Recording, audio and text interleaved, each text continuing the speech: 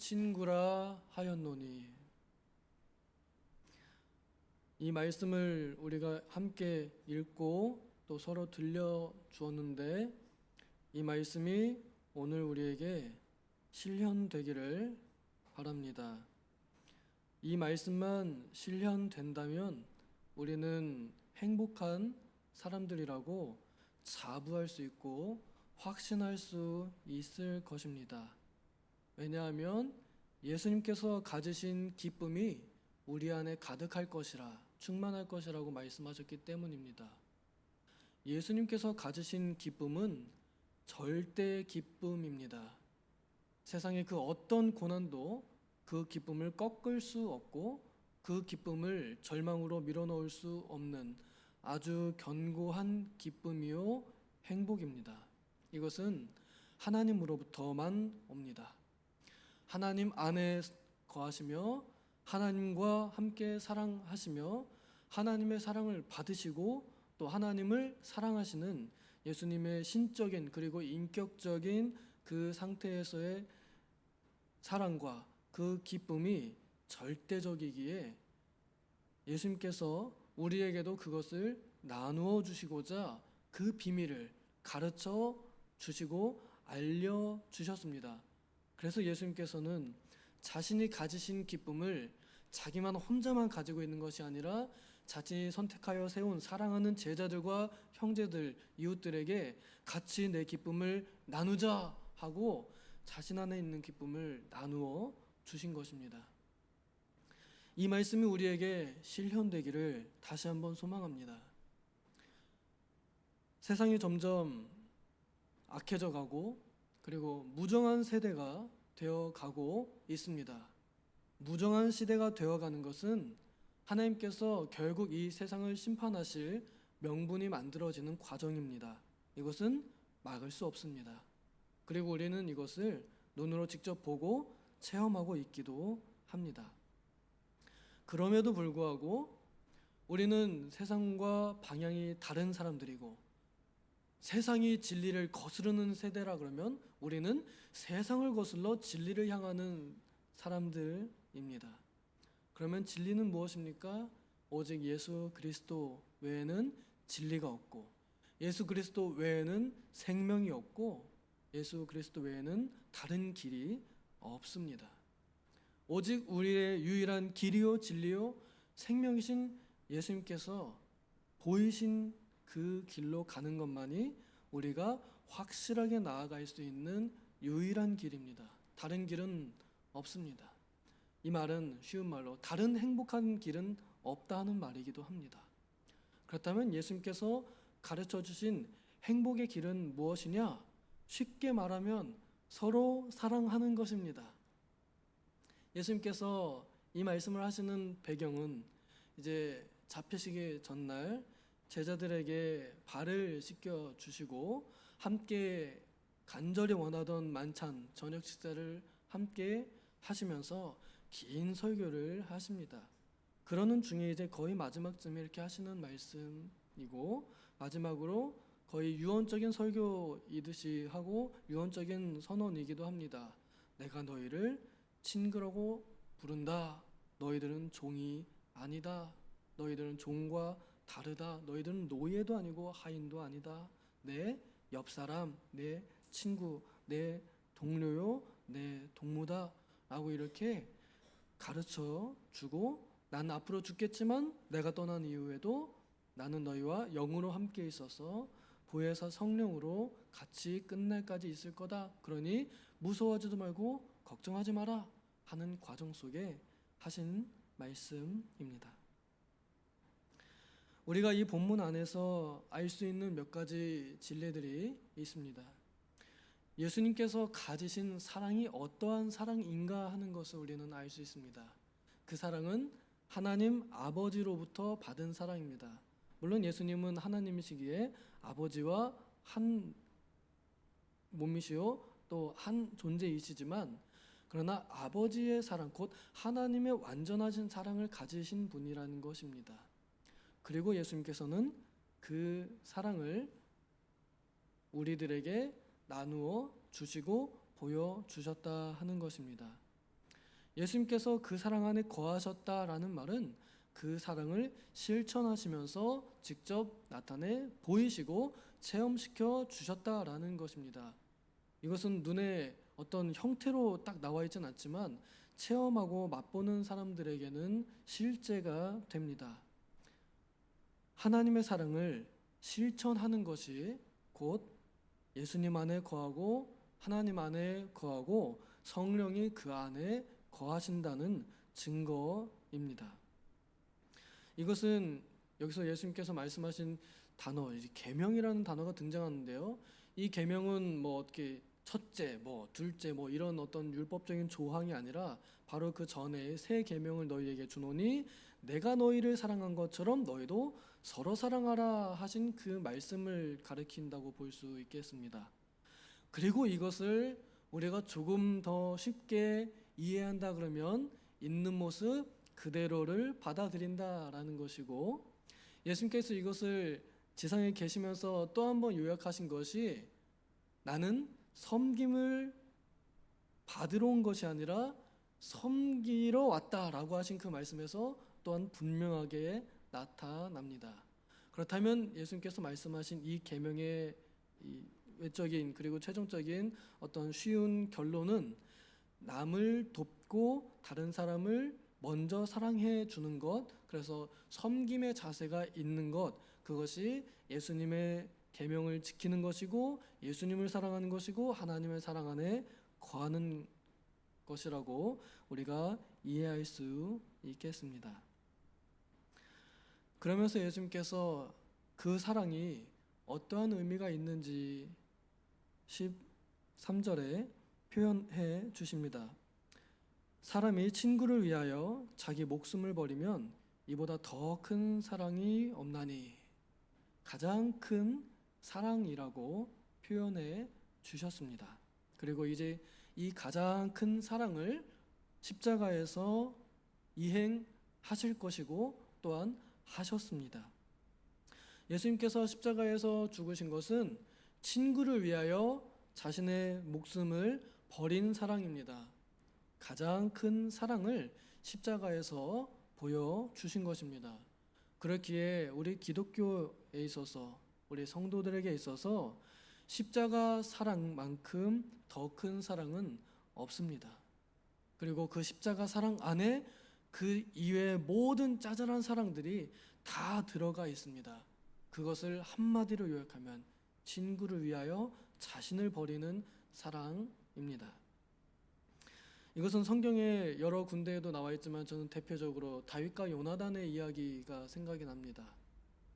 시간이 없으니까 나중에 뭐 해야 되겠지만 어쨌거나 왕자였던 요나단이 자기가 가만히 있으면 왕이 될 자리를 다윗에게 넘기면서 네가 나보다 먼저 왕이 되라, 네가 왕이 되고 내가 총리하겠다, 이런 식으로 자신의 왕위를 내어주는, 그래서 어떻게 보면은 이제 자기가 죽어야 다윗이 왕이 될 수도 있거든요. 거기까지 생각했을 수도 있습니다. 제가 왕이 되려면 내가 죽어야겠지, 약간 이런 생각도 했을 수도 있는데 모르겠습니다. 제가 요나단이 아니기 때문에. 어쨌거나 중요한 건 뭐냐면 내 것을 내려놓고 상대방에게 그것을 내어준다라는 것에 이 기독교적인 사랑의 핵심이 들어가 있다는 것입니다. 이것이 가장 큰 사랑이다라는 거죠. 보통 우리는 내 거 있으면은 나눠주는 것 정도는 할 수 있는데요. 내 거 다 주고서 나 잃어버리는 거, 난 아무것도 없고 얘한테 다 주는 거, 이거는 쉽지 않습니다. 자녀들한테 사랑할 땐 그래도 그게 좀 되겠지만, 근데 그냥 친구들에게는 그렇게 쉽지 않을 수 있고, 또 이웃들, 옆집 사람, 또 친구들 그렇게 쉽진 않습니다. 다 이제 계산을 해봐야 되고, 제가 나한테 그동안에 했던 게 어떠한가, 제가 나한테 이만큼 받을만 한가, 이런 것들을 계산하게 되는데 예수님께서는 그렇지 않습니다. 내가 친구로 불렀다, 네가 내 친구다, 그럼 난 널 위해서 마땅히 당연히 죽겠어, 라는 겁니다. 쉽지 않은 일이죠. 14절에 이렇게 말씀하십니다. 내가 명한 대로 행하면 곧 나의 친구라. 그래서 예수님의 친구가 되는 조건이라 해야 될까요? 혹은 모습이라 해야 될까요? 그래서 나와 있습니다. 예수님의 말씀대로 행하는 사람이 예수님의 친구라고 말씀하셨습니다. 그렇다면 우리는 이 말씀을 읽으면서 나 자신을 한번 좀 돌아볼 필요가 있지 않겠는가 생각이 듭니다. 그럼 나는 과연 예수님께서 나를 친구라 불러주시기에 합당한가? 혹은 내가 예수님을 친구라고, 우리 아까 나의 좋은 친구 찬양 열심히 했는데, 그럼 나는 과연 내가 예수님을 친구라고 부르기에 합당한가? 한번 생각해 볼 만합니다. 예수님의 말씀대로 얼마나 살려고 노력하고 있으면서 예수님을 친구라고 거들먹거렸을까 생각해 볼 만하지 않을까요? 우리 학생들에게, 청소년들에게 친구란 거의 목숨과도 같은 존재인 것 같습니다. 친구에 살고 친구에 죽는, 우정에 살고 우정에 죽는 그런 시대, 그런 세대인 것 같아요. 그런 때인 것 같고, 저도 그랬습니다. 부모님보다 친구가 더 좋아요. 부모님들은 서운하지만 그땐 그래요. 그리고 이제 나중에 철이 조금씩 들면은 친구보다는 부모님이 우선이다. 이게 이제 올 때가 됩니다. 그런 아주 중요한 그때에 그것을 내 친구야 라고 이렇게 자신 있게 말할 수 있는 친구들이 우리가 생각할 때 기준들이 다 있습니다. 외적으로도. 그러니까 누가 나랑 별로 안 친하지도 않는데 나 걔랑 친해 라고 하면은 기분이 나쁠 수도 있고 좋을 수도 있습니다. 예를 들면 걔가 잘생기고 돈이 많고 인기가 많은 애가 나는 별로 안 친한데 걔는 나를 친하게 생각해 준다 그러면 기분이 좋아요. 근데 막 좀 사람들한테 별로 인기도 없고 그리고 성격도 안 좋고 막 이런 애가 나랑 친하대 그러면은 당장 반박하죠. 내가 언제 그랬냐고, 내가 언제 너랑 친하다 그랬냐고 막 그럴 수 있습니다. 난 걔랑 안 친해 이럴 수 있습니다. 이런 상황이 예수님과 우리의 관계를 비추어 볼 때, 그때 우리는 자신 있게 나는 예수님의 친구야 라고 말할 수 있을까? 그 다음에 예수님께서는 과연 내 꼬라지를 보고 그래도 넌 내 친구야 라고 말하실까? 한번 생각해 볼 만합니다. 그런데 참으로 다행이고 또 감사한 것은 오늘 제가 말씀을 정한 대로 예수님께서 이렇게 말씀하셨습니다. 너희를 친구라 하였노니, 니들이 나를 택한 게 아니라 내가 너희를 택했다라고 이렇게 선언해 주셨습니다.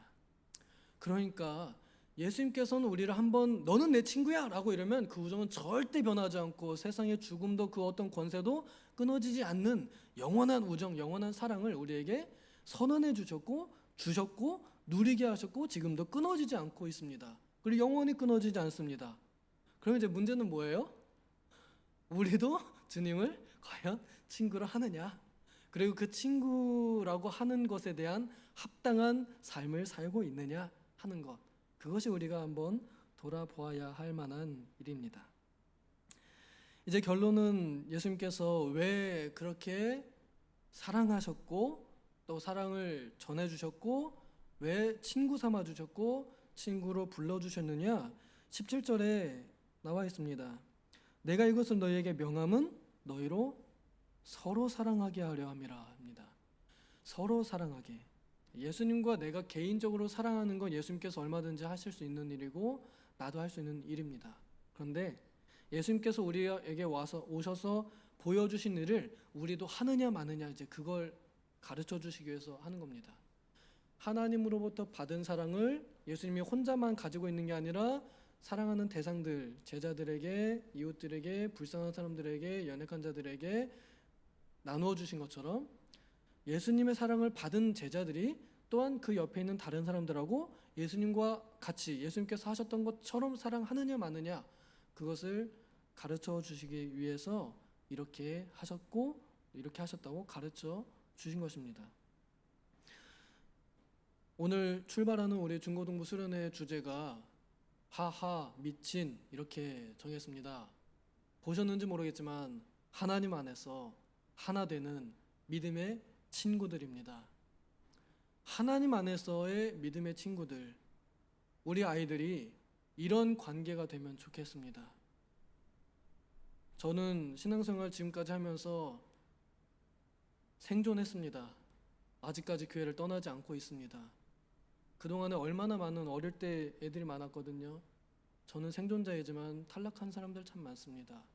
그래서 믿음의 친구들이라고 전화해가지고 야, 나 교회에서 이런 일이 있었다 대화 통할 친구가 몇 안 되고요.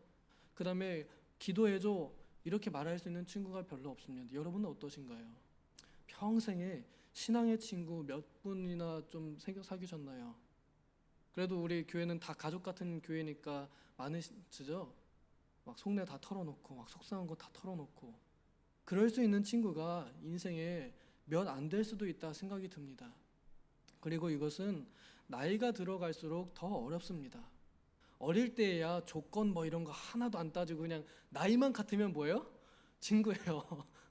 같이 놀면 그냥 친구예요.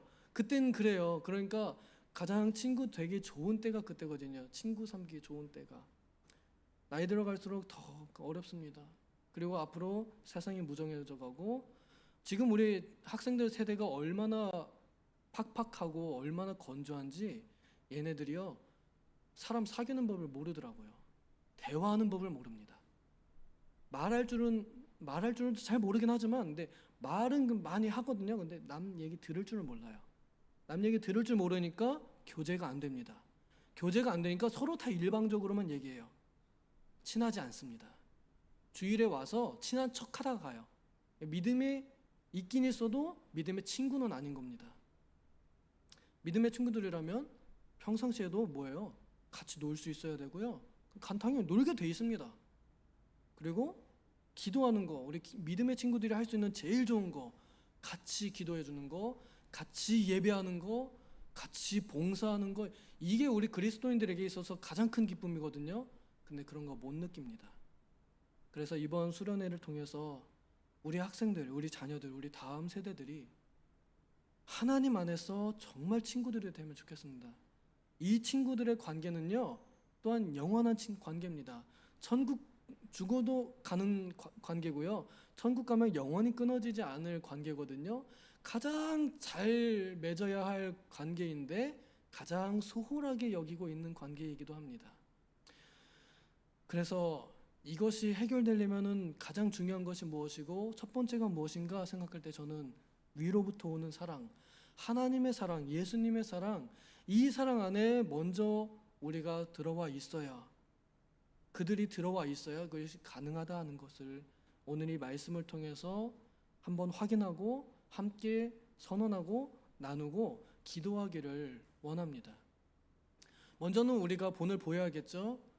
예수님의 사랑 안에 하나님의 사랑으로 서로 사랑하는 모습을 보이는 어른들이 될 때 우리의 자녀들이 그 모습을 보고 배울 것이고 또 우리 자녀들이 스스로 실제로 자기네가 스스로 하나님의 사랑을 느낄 때 자기 친구들하고 사랑할 수 있을 거 아니에요. 사랑할 능력이 생길 거 아니에요. 그래서 이렇게 기도하면 좋겠습니다. 하나님의 사랑이 우리에게 부어진 만큼 우리 자녀들에게도 흘러가게 하옵소서. 그들이 받은 하나님의 사랑을 그들의 친구들과 함께 나눌 수 있게 하옵소서. 이렇게 기도하며 우리 수련회 파송해 주시면 좋겠습니다. 그래서 눈에 잘 보이진 않겠지만 눈곱만큼이라도 좀 더 사랑하는 능력이 생기는 우리 자녀들이 되기를 소망합니다. 기도하겠습니다. 하나님 아버지, 우리가 서로 사랑하게 하시려고 예수님께서 십자가에서 친구로 삼으신 우리를 대신하여 목숨을 버리셔서 가장 큰 사랑을 나타내 보여주셨습니다. 우리는 그 모습을 직접 눈으로 보지 않았지만 믿습니다. 그렇게 우리도 그 사랑할 능력이 있고 또 그러할 마음이 있사오니 우리들의 연약한 마음을 도우시고 지켜주셔서 하나님의 사랑 안에, 예수님의 사랑 안에 거하게 하시고 그 사랑으로 우리가 서로 사랑하여 우리의 자녀들도 그 사랑을 보고 배워서 영원히 끊어지지 않는 우정을 잘 간직하고 키워나가고 그 안에서 힘을 얻고 끝까지 행복한 우리와 우리 자녀들이 다 되게 하여 주시옵소서. 감사드리며 예수님의 이름으로 기도하옵나이다. 아멘.